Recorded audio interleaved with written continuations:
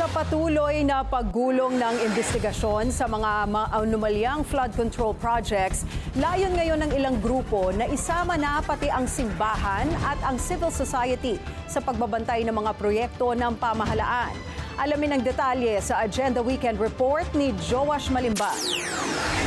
Lumagda ng isang kasunduan ng DPWH kasama ang Mayors for Good Governance, ang Taong Bayan's Action for Participatory, Accountable and Transparent Governance o TAPAT, at Catholic Bishops' Conference of the Philippines.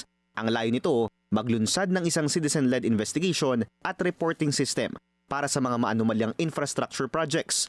Ayon kay Baguio City Mayor Benji Magalong, magiging komplementary ang isasagawa nilang investigasyon sa ginagawa ng Independent Commission for Infrastructure o ICI at ng DPWH.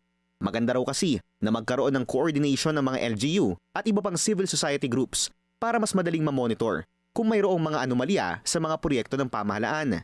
Hindi lang daw sa flood control projects magfo-focus ang monitoring kundi sa lahat ng public works. We never expected na ganun pala katindi. And the way we see it is ICI alone cannot do it. Being with the ICI, mahirapan din sila. Ganun din ang DPWH. On the part of local government, we have the mandate to make sure that any anomaly that comes to our attention, we can actually initiate investigation. Ayon sa mga nagkasundong sektor at organisasyon, magiging komprehensibo ang monitoring ng mga proyekto. Kasama raw dito ang malawakang data gathering and analysis sa budget ng pamahalaan, partikular na sa public works. Ang plano po namin ay mag-coordinate sa mga diocese at simbahan.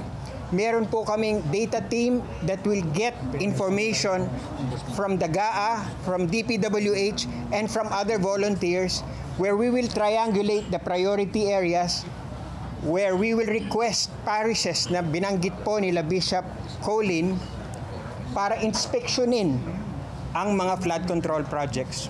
Matatanda ang una ng inanunsyo ni DPWH Secretary Vince Dizon ang pagkakaroon ng isang citizen-led monitoring ng mga proyekto bilang parte ng mga reformang gagawin niya sa ahensya. Kasama rin ng nasa mahigit 100 alkalde mula sa iba't ibang lugar sa bansa kahapon para lumahok sa isinasagawang pagtitipon ng mga nagkakasundong grupo at sektor laban sa korupsyon. Paninigurado ni Mayor Magalong, dumadaan sa matinding vetting process ang mga sumasali sa Mayors for Good Governance para masiguradong may integridad at hindi lang ito pampabango ng mga politiko. Para sa Agenda Weekend, Joash Malimban, Billionaire News Channel.